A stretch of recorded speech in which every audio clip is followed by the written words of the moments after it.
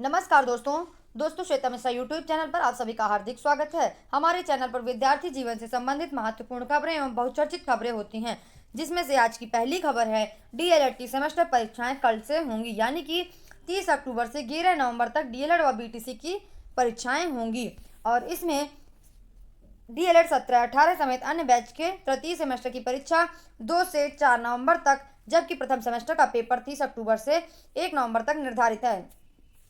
तो डीएलएड की परीक्षाओं का परीक्षा कार्यक्रम निर्धारित कर दिया गया है। समस्त प्रशिक्षु अपने निर्धारित टाइम टेबल के अनुसार अपना पेपर अवश्य दें।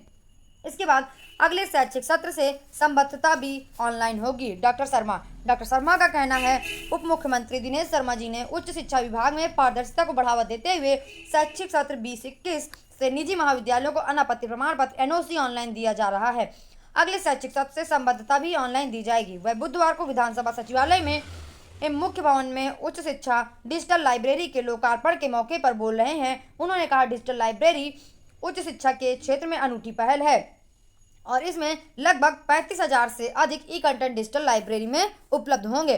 प्रदेश में 23 विश्वविद्यालयों के विशेषज्ञों के सक्रिय योगदान और 1700 शिक्षाविदों और तकनीकी विशेषज्ञों की सहभागिता से हिंदी और अंग्रेजी में 35,000 से अधिक ई कंटेंट डिजिटल लाइब्रेरी में छात्रों के लिए निःशुल्क उपलब्ध हैं। डिजिटल लाइब्रेरी के अब तक 61,500 डिजिटर्स हो चुके हैं। उन्होंने कहा कि इस लाइब्रेरी से बड़ी संख्या में छात्र छात्राओं का फायदा होगा। तो उप मुख्यमंत्री डॉक्टर दिनेश शर्मा जी ने बुधवार को उच्च शिक्षा विभाग द्वारा तैयार की गई डिजिटल लाइब्रेरी का लोकार्पण भी किया। तो अब उच्च शिक्षा में डिजिटल लाइब्रेरी का लोकार्पण के अवसर पर कुछ मुख्यमंत्री जी ने घोषणा की है कि इसमें सारी चीज़ें डिजिटलाइजेशन होंगी, डिजिटल लाइब्रेरी में उपलब्ध होंगी, जिसमें से 35,000 से अधिक ई कंटेंट डिजिटल लाइब्रेरी में हिंदी और अंग्रेजी के उपलब्ध हैं। 61,500 डिजिटर्स भी हो चुके हैं। इसके बाद अगली खबर है, ये देखिए, डिजिटल लाइब्रेरी में 35,000 ई कंटेंट पढ़ सकेंगे मुफ्त। तो डिजिटल लाइब्रेरी में 134 विषयों के ई कंटेंट मौजूद हैं। अब संबद्धता भी ऑनलाइन होगी। विद्यार्थी डिजिटल लाइब्रेरी के लिए पोर्टल heecontent.upsdc.gov.in पर क्लिक कर जरूरत के अनुसार ई कंटेंट पढ़ सकेंगे। जिसको जिस भी टॉपिक की ज़रूरत हो, जिस भी पाठ्य सामग्री की ज़रूरत हो, तो वो इस लाइब्रेरी में जा करके पढ़ सकता है। इसमें 134 विषयों के ई कंटेंट मौजूद हैं और इसके डिजिटल्स भी 61,500 हो चुके हैं। विश्वविद्यालयों की मदद से 1700 के ई लेक्चर भी तैयार अपलोड किए गए हैं। 1700 ई लेक्चर भी तैयार हैं। तो जिस किसी भी को भी किसी भी टॉपिक में, किसी भी पाठ्य सामग्री में दिक्कत है, तो इस साइट पर जा करके वो देख सकता है। इसके बाद अगली खबर है, बीएचयू में शुरू होगा देश का पहला वैदिक योग व प्रौद्योगिकी स्नातक कोर्स। तो देश का पहला वैदिक योग और प्रौद्योगिकी स्नातक कोर्स बीएचयू से शुरू होगा। 4 नवंबर को एकेडमिक काउंसिल की बैठक में स्नातक कोर्स को मिलेगी मंजूरी। नवनिर्मित वैदिक विज्ञान केंद्र भवन और प्रयोगशाला में होगा शोध व अनुसंधान। तो अब बीएचयू में शुरू होगा वैदिक योग और प्रौद्योगिकी स्नातक कोर्स। स्नातक में वैदिक योग और प्रौद्योगिकी के स्नातक कोर्स भी शुरू किए जाएंगे। इसके बाद प्रतिभा खोज और छात्रवृत्ति परीक्षा 13 दिसंबर को। राष्ट्रीय प्रतिभा खोज राज्य स्तरीय परीक्षा एवं राष्ट्रीय आय एवं राष्ट्रीय योग्यता आधारित छात्रवृत्ति योजना परीक्षा के लिए entdata.in पोर्टल पर ऑनलाइन आवेदन किया जा सकता है। DIOS सतीश तिवारी ने बताया कि परीक्षा 13 दिसंबर को सभी जिलों में होगी। प्रतिभा खोज परीक्षा की कक्षा 10 और छात्रवृत्ति परीक्षा कक्षा 8 के छात्रों के लिए होती है। तो ये परीक्षा कक्षा 10, प्रतिभा खोज परीक्षा कक्षा 10 के छात्रों के लिए और छात्रवृत्ति परीक्षा कक्षा 8 के छात्रों के लिए होती है।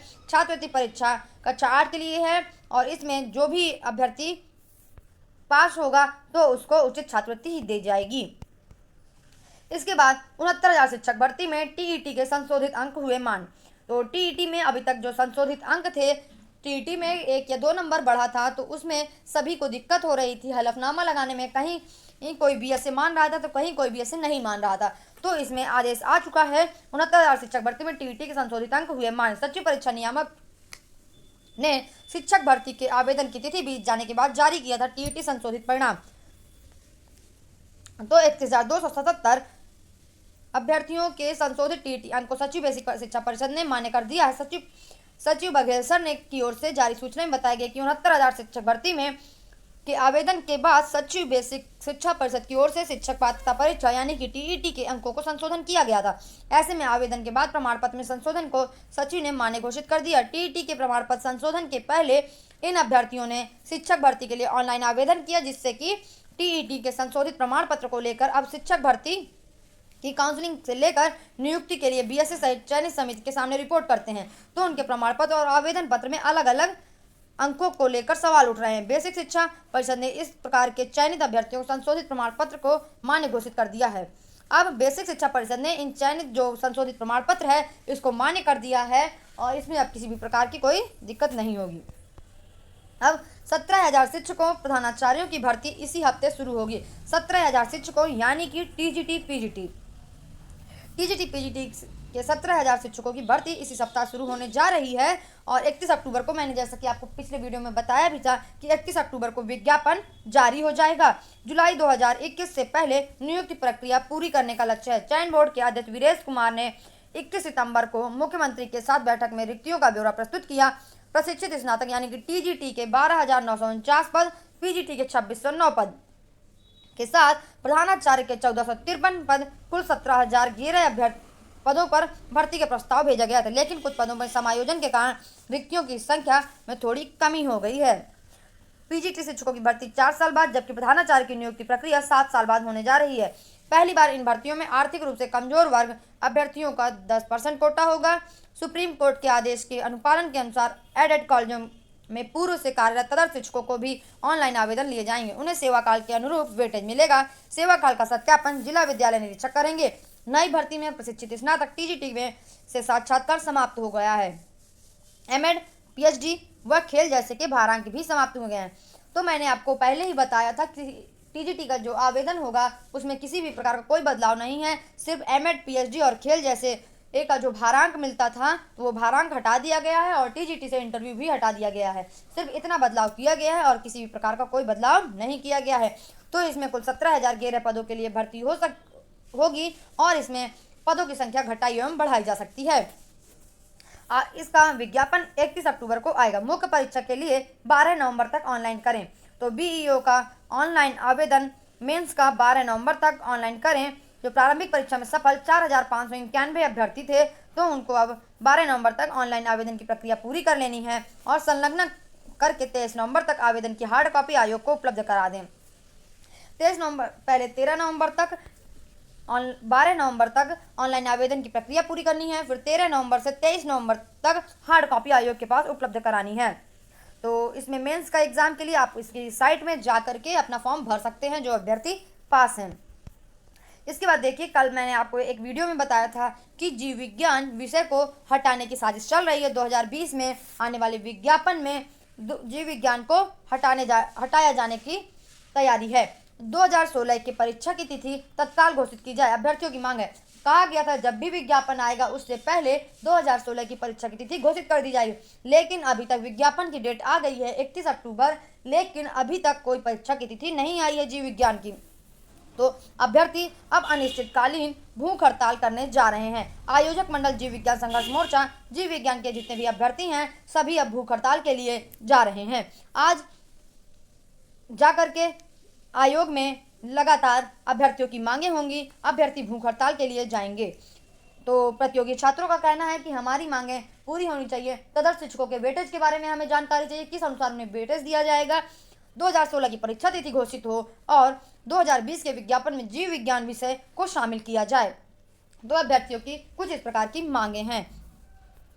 और इसके बाद देखिए, ये अभ्यर्थी हैं लगातार माध्यमिक शिक्षा सेवा चयन बोर्ड कार्यालय में बुधवार को अपनी मांगों को लेकर प्रदर्शन करते अभ्यर्थी लगातार अभ्यर्थी प्रदर्शन करते रहते हैं, लेकिन आयोग को किसी प्रकार का कोई सुनवाई नहीं होती है। किसी भी प्रकार के बोर्डों को किसी प्रकार कोई सुनवाई नहीं करता है। उन्हें किसी से कोई मतलब नहीं रहता। अभ्यर्थी चाहे जो भी कुछ करे, चाहे वो आयोग हो, चाहे वो माध्यमिक शिक्षा सेवा चयन बोर्ड हो, चाहे वो जो भी कुछ हो, लेकिन किसी प्रकार की अभ्यर्थियों की कोई सुनवाई नहीं हो रही है। दिन प्रतिदिन आप देखेंगे हर किसी अभ्यर्थी को दिक्कत है और किसी न किसी बातों को लेकर अभ्यर्थी लगातार प्रदर्शन करते हैं, चाहे वो बीटीसी वाले हों, चाहे वो बीएड वाले हों, चाहे वो शिक्षा मित्र हों, चाहे वो तदर्थ शिक्षक हो, और चाहे वो सेवानिवृत्त का मामला हो। किसी न किसी मामले को लेकर डेली कोई ना कोई धरना प्रदर्शन जारी रहता है।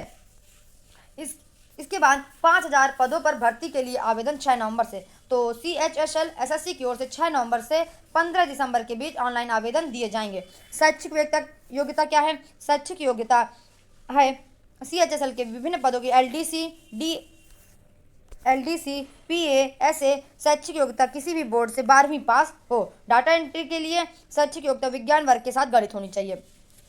तो और परीक्षा पैटर्न कुछ इस प्रकार से दिए हैं और केंद्रों में कर सकते हैं बदलाव। कोविड-19 के चलते ये जो 19 संक्रमण CHSL के लेवल 2018 स्किल टेस्ट के परीक्षा केंद्र में बदलाव की अनुमति दे दी गई है। 26 नवंबर को प्रस्तावित है। जो स्किल टेस्ट है वो 26 नवंबर को प्रस्तावित है। इसमें 29 अक्टूबर से 1 नवंबर के बीच आवेदन कर सकते हैं। जिसको किसी भी प्रकार की कोई दिक्कत है केंद्रों से तो स्किल टेस्ट के लिए, तो वो अपना केंद्रों में बदलाव कर सकता है। इसके बाद अगली खबर है, ये मैंने आपको कल ही बताया था कि RO 2016 का परिणाम आ गया है। आप इसकी वेबसाइट पर जाकर के अपना परिणाम देख सकते हैं। और डिग्री कॉलेजों में प्राचार्य पदों की भर्ती के लिए हस्तक्षेप से इनकार। डिग्री कॉलेजों में जो प्राचार्य पदों की भर्ती होने जा रही है उसमें हाई कोर्ट ने हस्तक्षेप करने से इनकार कर दिया है। और राज्य सरकार व आयोग से याचिका पर 3 सप्ताह में जवाब भी मांगा गया है। याचिका की सुनवाई 4 सप्ताह बाद होगी। यह आदेश न्यायमूर्ति यशवंत वर्मा ने डॉक्टर अनुपम सोनी की याचिका पर दिया है। उच्चतर शिक्षा सेवा चयन आयोग ने 2 मार्च 19 को प्राचार्य पदों को भरने का विज्ञापन 49 निकाला। उसने गलती से विज्ञापन संख्या 48 में आवेदन कर दिया है। 18 अप्रैल 19 को स्पष्टीकरण प्रकाशित किया गया जिसमें आवेदन के शर्तों को स्पष्ट किया गया। 48 के अभ्यर्थियों को विज्ञापन 49 में नए सिरे से आवेदन करना होगा। विज्ञापन संख्या 48 समाप्त कर नया विज्ञापन जारी किया जाएगा।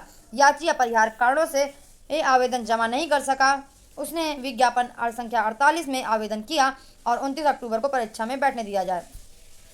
29 अक्टूबर यानी कि आज जो परीक्षा होने जा रही है तो उसमें बैठने दिया जाए। और याची का कहना है कि उसने विज्ञापन संख्या 48 में आवेदन किया था और जो उसमें विज्ञापन था प्राचार्य पद का भरने का विज्ञापन 49 निकाला था, उसने गलती से विज्ञापन संख्या 48 में आवेदन कर दिया था। तो इसमें उस अभ्यर्थी को बैठने दिया जाए। अगर आपको दोस्तों मेरा चैनल पसंद आया हो तो ज़रूर सब्सक्राइब करिएगा और वीडियो को लास्ट तक देखने के लिए थैंक यू। हमसे जुड़ने के लिए आप हमारी साइट में डिस्क्रिप्शन बॉक्स में जाकर के आप हमसे अन्य सोशल साइट्स पर भी जुड़ सकते हैं। Thank you.